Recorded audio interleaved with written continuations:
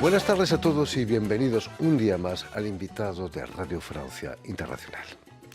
Este viernes se estrena en el Teatro des Amandiers, en Nanterre, localidad en la periferia de París, Evel Knievel contra Macbeth na terra do finado Humberto, obra escrita y dirigida por Rodrigo García, llena de la radical irreverencia que caracteriza la obra de este director y dramaturgo hispano-argentino.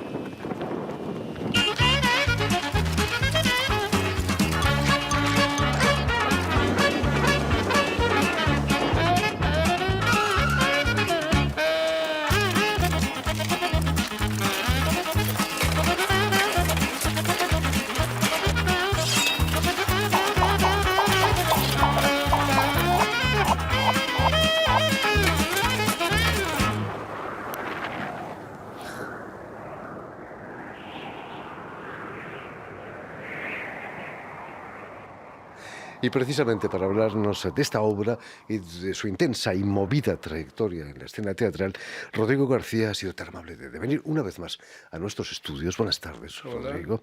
Y sobre todo eso, muchas gracias por reincidir. Yo encantado de venir a visitarte. Eres de las pocas personas que me dan un poco de tiempo para charlar, porque siempre hay que ir tan rápido. Aquí nos lo tomamos con calma, como dicen. Ah, Déjame que recuerde a nuestros oyentes que has nacido en Buenos Aires en 1964, pero que con apenas 20 años vuelves a España, la tierra de tus padres. Vas a instalarte en Madrid, por cierto, ¿no? Me decías que tus padres venían de Asturias. Sí, mi padre de Asturias, sí, mi madre cerca de Guadalajara. Y bueno, yo me vine cambié de país. En el fondo para ti era como volver a los orígenes, ¿no? ¿O no? No, era escapar de casa, ¿eh? No era un lugar agradable, mi casa. Entonces, sobre todo mi padre. Entonces había que intentar estar lo más lejos posible y, oye, caí en España en realidad porque no sabía hablar ninguna otra lengua, ¿eh? Porque si no, igual marchaba a otro sitio, pero como no controlaba otro idioma, Ahora caí en España. has aprendido el francés, ¿eh? Un poquito, sí. ¿Cuándo nace en ti esas ganas de hacer teatro? ¿Era ya en Buenos Aires o no? ¿O fue en Madrid? Donde En empezaste? Buenos Aires yo fui un gran público espectador de teatro, pero intenté hacer alguna cosita, pero no. Intentaba ser actor y bueno, me salía mal y al final, pero tenía necesidad no sé por qué, me gustaba mucho el teatro, esa forma de expresión, ¿me entiendes? Por ejemplo, hombre, evidentemente también iba muchísimo al cine, ¿no? Pero sin embargo, como lugar, como para expresarme, siempre era el teatro y al final poco a poco empecé a hacer obras. Allí en Madrid vas a conocer a la gente del Espacio Cero. Eran justo en los años de la movida todavía, ¿no? Sí, sí. ¿Qué ambiente se Ya vivía conocí un Madrid estupendo, lo vivo con nostalgia, siempre con una nostalgia, pero muy positiva, ¿sabes? No como diciendo, oh, cómo ha cambiado todo, ahora todo esto es una porquería. No, lo vivo como diciendo, mira, yo tuve la suerte, la fortuna de conocer ese Madrid de finales, de mediados de los 80 que llegué. Bueno, era más auténtico, un poquito más salvaje, no había internet, no había teléfonos móviles, ¿eh? Ojo. Y bueno, era mucho más auténtico. Se podía ir a comer un pincho de tortilla de verdad en cualquier sitio y ahora hay un Starbucks café ahí, ¿no? Un McDonald's, ¿no? Quizás después de 40 años de franquismo había que celebrarlo, ¿no? Sí, sí. Bueno, yo no creas que celebré tanto, porque como inmigrante que llega se tiene que buscar la vida más que los demás. Además no conocía absolutamente a nadie. Y claro, cuando estás ahí, si no tienes un duro de pronto, no tienes una casa donde ir, no tienes la casa de tu familia y tal, que te ponga un plato de lentejas. Entonces, Sí, viví, disfruté, pero no tanto, no creas, hubo que currar bastante, Hay que trabajar trabajar. bastante, sí. ¿De qué modo marcó tu carrera el encuentro con una persona que se llama Carlos Marquerí? Sí, Carlos, que teóricamente es mi iluminador, ¿no? Pero claro, es mucho más que mi iluminador. Es un gran amigo de hace más de 30 años y es la persona que produjo, que creyó en mi trabajo cuando nadie me ayudaba, evidentemente, normal, porque me van a ayudar. Yo no tenía obra, no tenía nada y golpeaba las puertas, no, era muy difícil conseguir ayudas, un teatrito, una subvención y tal. Y Carlos me abrió las puertas de su pequeña sala, Pradillo se llama, todavía existe, ya Carlos no está más. Y fue un proyecto, bueno, muy importante para mí. Me dijiste ahora, antes de empezar el programa, que estuviste aquí con la Ribot hace poco. Y bueno, en esa época, cuando éramos jóvenes, estaba también la Ribot, estaba Óscar Gómez Mata, que anda por aquí también en París ahora presentando una obra, Olga Mesa, yo qué sé. Mucha gente comenzamos ahí de jovencitos, gracias a Carlos. Allí nace el germen de la Carnicería Teatro, el teatro que vas a fundar tú. Sí, claro, ahí empezamos. Ahí empecé a juntarme con 3, 4 colaboradores, ¿eh? Actores sobre todo y actrices, Patricia Lamas, Chetelera, Miguel Altet, Gonzalo Cunil, y gente, luego llegó Juan Loriente, muy importante para mí, y bueno, y así arrancamos. Éramos personas que nunca, a ver, nos tomábamos aquello como que necesitamos expresarnos haciendo obras de teatro juntos. Nunca pensábamos que íbamos a llegar ni siquiera a ser profesionales, ¿eh? Precisamente has trabajado durante muchos años en la publicidad.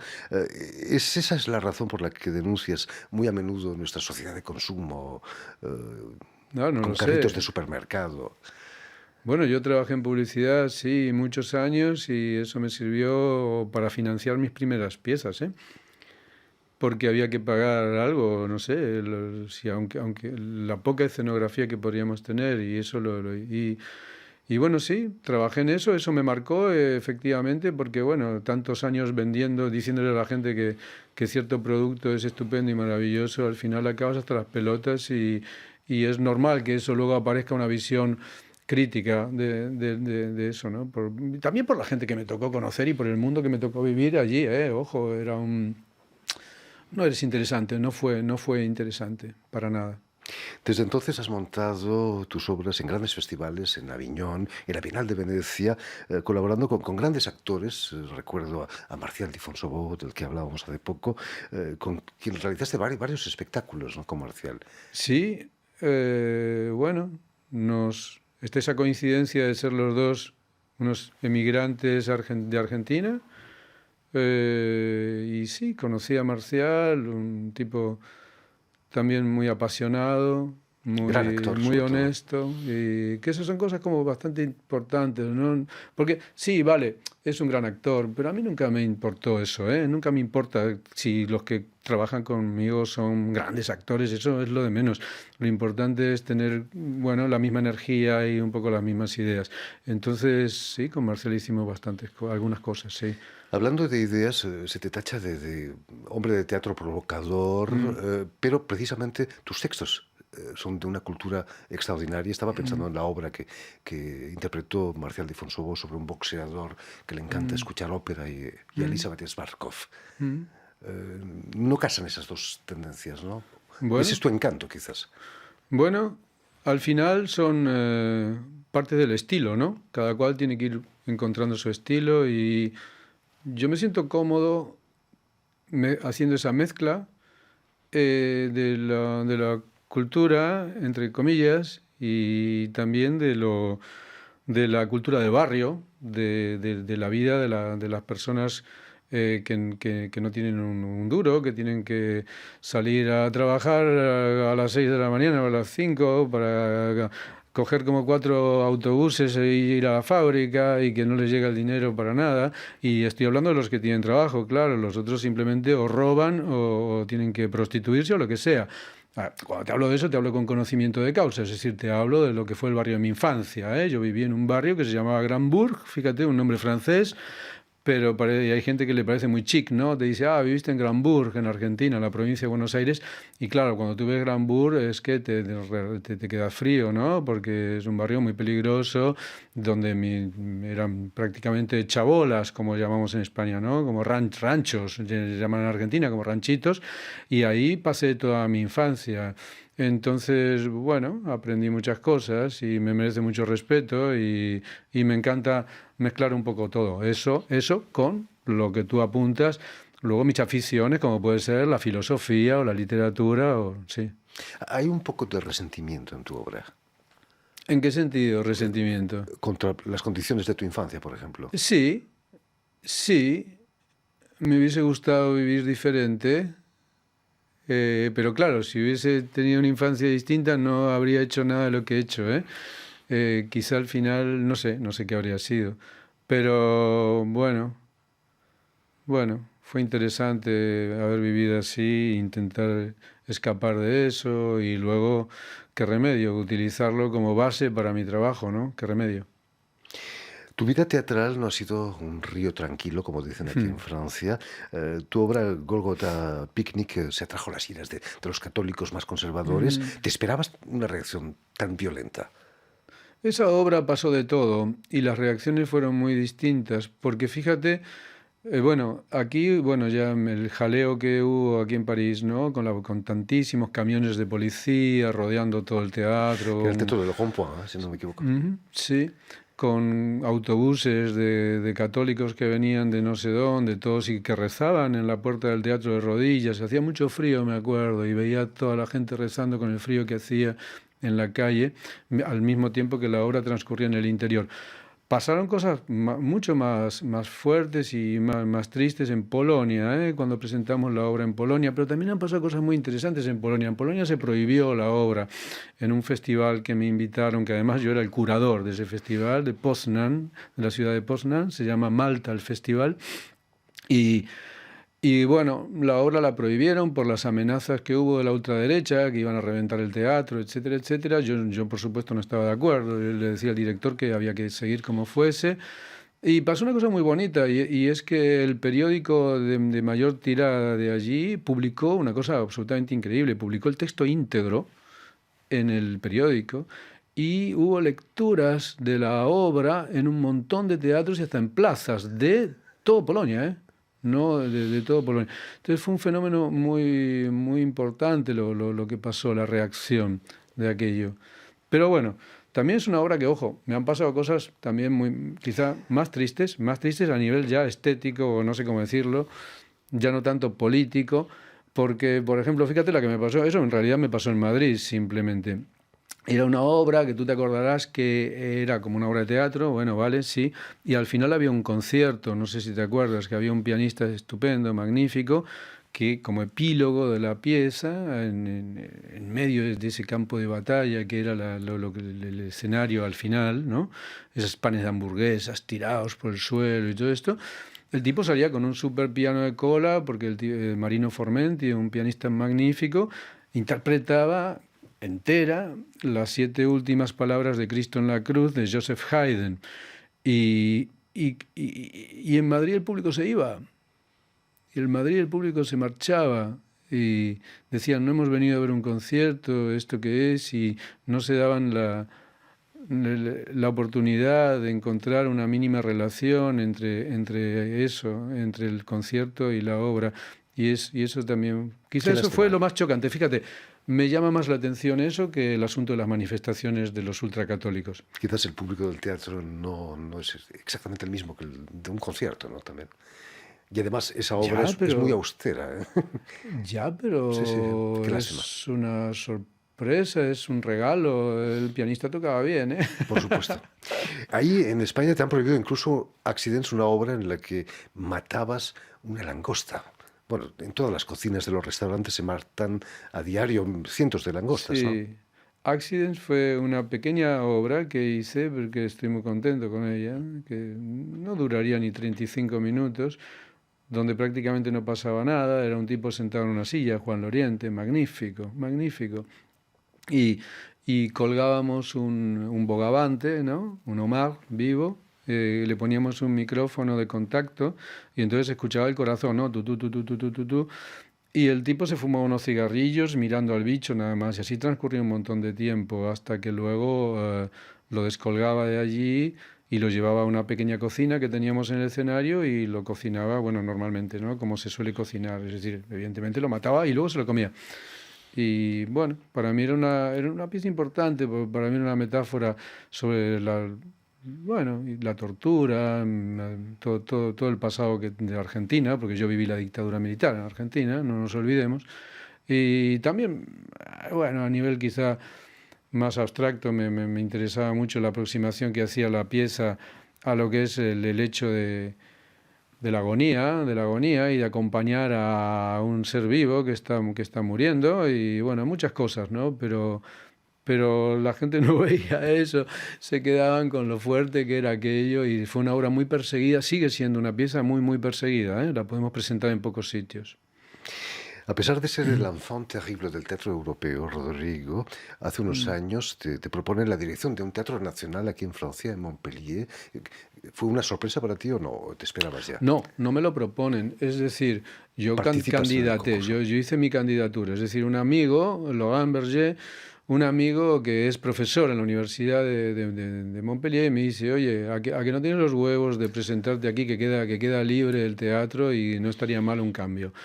Y así un poco de risa y tal, presenté la candidatura cuando vi que me habían elegido para, digamos, para estar en una primera selección, pues ya me tomé en serio, por supuesto, el proyecto y fue una experiencia magnífica. Sí. 4 años. Tiraste la toalla finalmente, ¿no? Bueno, no tirar la toalla. Bueno, sí, normalmente tenía que haber renovado. Es decir, después de esos 4 años de gestión, tenía que haber renovado. Uno tiene la posibilidad de renovar otros 4 años más y decidí volver a mi casa y seguir como artista independiente. Es largo de contar. Había demasiados problemas económicos, había demasiados problemas también geográficos. El teatro está un poco aislado de la ciudad y no había demasiada voluntad política por parte de la Villa de Montpellier, sí del Ministerio de Cultura, del Gobierno Central, pero la gente de Montpellier no tenía tanto interés por su teatro, nunca lo tuvo, por su teatro. Está muy lejos de París, Montpellier. Bueno, pero hay sitios que están lejos de París y sí que les interesa mucho su teatro. Yo qué sé, yo he hecho muchísimas obras en Bretaña, en el Teatro Nacional de Bretaña, con François Lepillet, cuando era director, y aquello era una máquina impresionante. Y también, yo qué sé, Salvador García en Nancy, podríamos citar un montón de teatros que están lejos, pero que te encuentras con un alcalde, con gente de la ciudad que consideran que el teatro sí que es una cosa Importante. importante para su ciudad, pues hay otros que no, que prefieren la danza o el cine o hacer edificios que luego no importa para qué. Volviendo, Rodrigo, a la obra que estrenas en el Teatro des Amandiers, el mítico teatro del norte de París, el Knief contra Macbeth na terra do finado Humberto. Estrenar en un teatro como les Amandiers es como entrar en una catedral, ¿no? No. Ah, bueno, no sé. El pasado histórico que tiene. No me preocupa tanto. Bueno, ya hicimos muchas obras, muchísimas en Aviñón y en sitios así que también tienen mucha historia. Y no, no me preocupa tanto. Para nosotros es exactamente igual ir a actuar a un pequeño teatrito donde sea, donde no tienen ni siquiera iluminación, que ir a un teatro que tenga tanto pasado. Realmente eso no nos influye para nada porque, oye, el asunto es comunicar con el público que llegó esa noche y punto. Y hay que intentar que la pieza salga bien para esa gente que llegó esa misma noche. Cuéntanos que quién es Ewe Knievel. Macbeth sabemos todos quién es. Pero Ewe Knievel es un cascadeur, como le llaman en francés, un especialista que dobla escenas peligrosas en el No, cine. No, no, no, no, no, no, no, no. cuéntanos. No, ese tipo que llegó a ser casi bueno, tan famoso como el presidente de los Estados Unidos, fue muy conocido en los Estados Unidos. Era un loco, ya murió, era un loco que para ganarse la vida se inventó coger una moto y empezar a hacer saltos con la moto con unas rampas. Entonces empezaba saltando pues en cualquier lado, ponía unos coches en medio, ¿sabes? Como saltando por encima de los coches y tal. Y así empezó hasta llenar estadios y hasta ser un tipo increíblemente famoso. Y me parecía un personaje de la cultura popular demasiado, muy divertido para anteponerlo a Macbeth, ¿no? Al personaje ya de la gran literatura, ¿no? Y cómo anteponerlo y intentar crear algo con esa dicotomía tan extraña, sí. En la obra vemos proyectada la imagen de Orson Welles interpretando a Macbeth, otro gran director de teatro también, Orson Welles. Sí, siempre me gustó esa película, la versión de Wells, pues es una versión muy teatral, ¿no? En esos interiores de cartón, todo de cartón piedra, que se nota que todo es tremendamente falso y muy literaria, ¿eh? Porque respeta tanto el texto. Está como en las antípodas de la magnífica versión también que hizo Roman Polanski de Macbeth. Todo lo contrario, todo lo contrario. La de Polanski es mucho más visual, mucho más sanguinaria, etcétera. Y bueno, me parecía interesante, como casi también reírme un poco de Orson Welles como Macbeth, como si fuese su obsesión, ¿no? Me invento en la obra que el tipo está obsesionado con Macbeth y sigue siendo Macbeth y no sé qué historia. En la obra podemos leer una frase, si no tienes ideas, grítalo, lo que se te ocurra. Ah, Se podría definir tu trabajo así. bueno, eso es, si no tienes ideas, dilas fuerte, grítalo fuerte y tal. Bueno, quizá es el método de los políticos, ¿no? Que siempre reafirman mucho y repiten mucho cosas que cuando tú las analizas al final no tienen ni pies ni cabeza. ¿Estás preparando ya otra obra, otro espectáculo? Bueno, después, luego de esta pieza hicimos otra que se llama, me río porque los títulos son muy grandes, se llama Enciclopedia de Fenómenos Paranormales Pipo y Ricardo. Esa obra ya lleva como un año que estamos haciéndola eh, y ahora estoy preparando también una pequeña pieza sobre a partir de cuartetos, de sonatas para piano de Mozart, eh, y quizá voy a también dirigir, bueno, hay bastantes proyectos, ¿eh? Voy a hacer una ópera de Luigi Nono y también voy a hacer una pieza mía nueva en el Teatro Cervantes de Buenos Aires. No está nada mal. En fin, pues ya lo saben, de momento tienen este viernes el estreno en el Teatro de Saint-Mandier de la obra de Rodrigo García, Evo Knievel contra Macbeth, Una terra de finado Humberto, que va a estar en cartel hasta principios de abril, hasta el 7 de abril, si no me equivoco. Sí.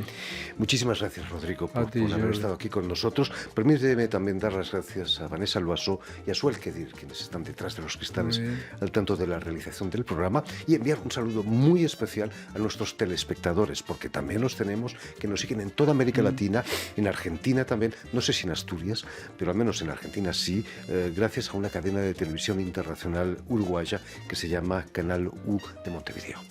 Y a ustedes muchísimas gracias por su atención y les damos cita para una nueva edición de El Invitado de Radio Francia Internacional.